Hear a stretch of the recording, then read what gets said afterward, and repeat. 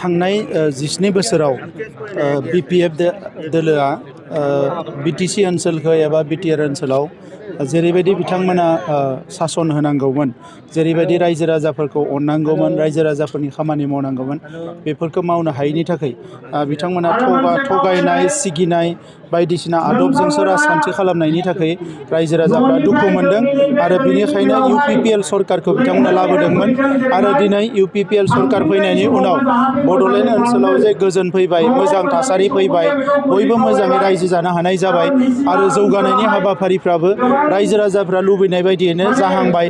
बेफोरखौ नुनानै दिनै BPFनि जिफोर मानसिफोर बिसोरो लोब लोब UPPL हान्जायाव हाबफैदों आरो मोनफ्रोमबो UPPLनि सुबुं गौमायाव रोजा रोजा BPFनि मानसिफ्रा फैनानै जोंनियाव हाबफैदों।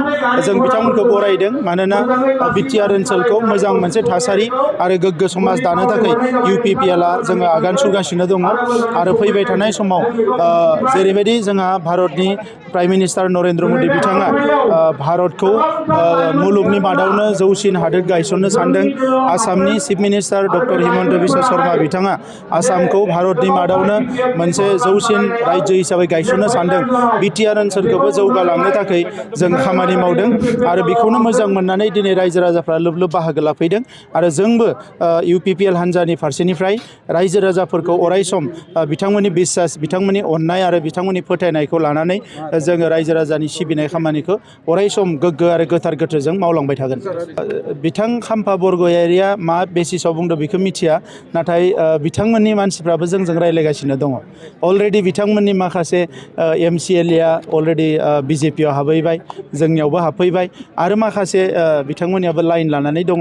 नाथाय बाथ्राया जाबाय मा, मानसि बोलाय लांलाय बेजों मा जानो, गुबैया जाहैबाय मा, रायजो राजानि थाखाय नों मा मावनो हानो।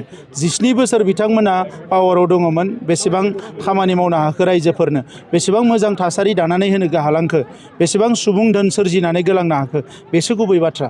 दा नंखायनो BPFनि खोथा बुंनायजों रायजो राजाफ्रा दिनै रावबो गिदिङा। बिथांमोना साफा सानै गावसिनि मानसिखौनो जयनिं खालामलाय बोखारलाय, जयनिं खालामलाय बोखारलाय खालामनानै दिन्थिबाय थादों। नाथाय दिनै UPPLनियाव लोब लोब रोजा रोजा बिथांमोननि हान्जानि मानसिफ्रानो फैनानै हाबफैदों आरो बेजों UPPLआ सानफ्रोमबो गोख्रोंनिफ्राय गोख्रों जालांगासिनो दङ।